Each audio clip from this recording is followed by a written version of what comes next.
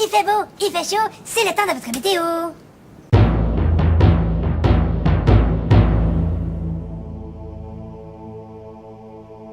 Hey!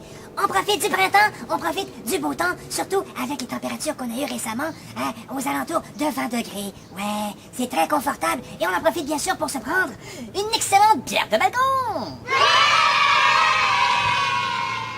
Cette semaine, c'est la fête des mères. Ouais, et on en profite bien sûr pour dire bonne fête à toutes les mamans. Je sais que je vous avais déjà très brièvement raconté l'histoire de la fête des mères.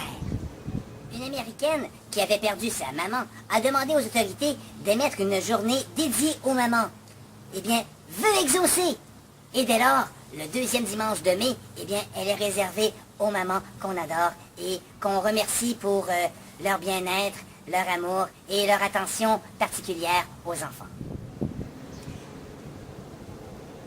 Ouais, c'était un peu bref et un peu rapide et je pense pas que ça se soit passé vraiment comme ça. Remédions à la situation avec cette minute éducative.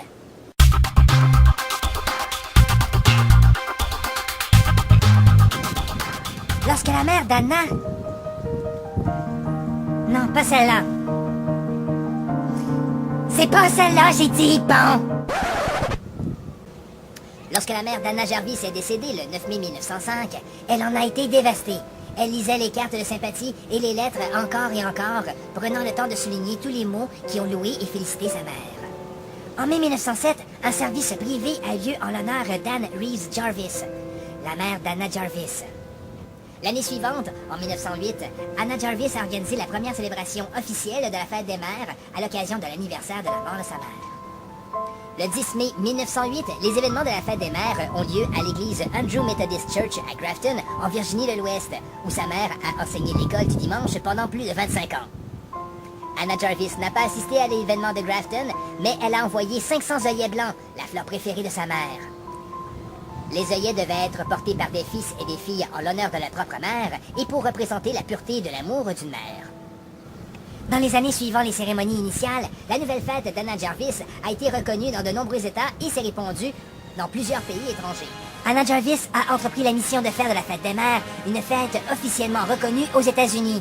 Elle a réussi quand, en 1914, le président Woodrow Wilson a signé une déclaration officielle du Congrès afin de faire le deuxième dimanche de mai la fête nationale des mères.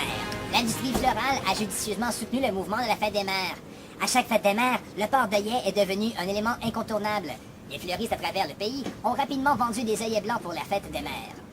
Les journaux de l'époque ont raconté des histoires d'organisation de profits faramineux.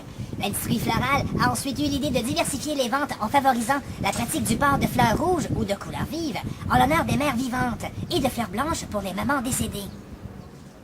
Et bien sûr, on se demande bien de quoi avait l'air la première fête des mères dans une boutique de fleuristes.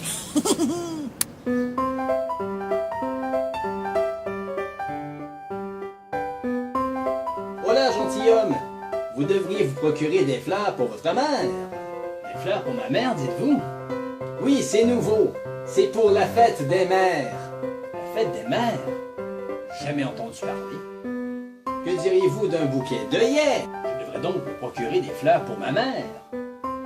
Ben ouais, des œillets pour maman. Ah bon? C'est la fleur officielle de la fête des mères. Eh bien, soit. Donne-moi de ces bouquets pour ma mère. Ce document d'archives ne passera certainement pas à l'histoire, mais on en profite tout de même pour souhaiter bonne fête à toutes les mamans. Bonne fête des mères. À la vôtre aussi. Et ben voilà, c'est ce qui conclut cette chic petite météo. J'espère qu'elle vous a intéressé, j'espère qu'elle était informative. Vous pouvez toujours me suivre sur ma page Facebook, Twitter ou encore sur mon blog à waypoints.com. Je vous souhaite une agréable semaine, bien sûr, bonne fête des mères. Soyez bons, soyez sages et au plaisir de se revoir prochainement. Ciao!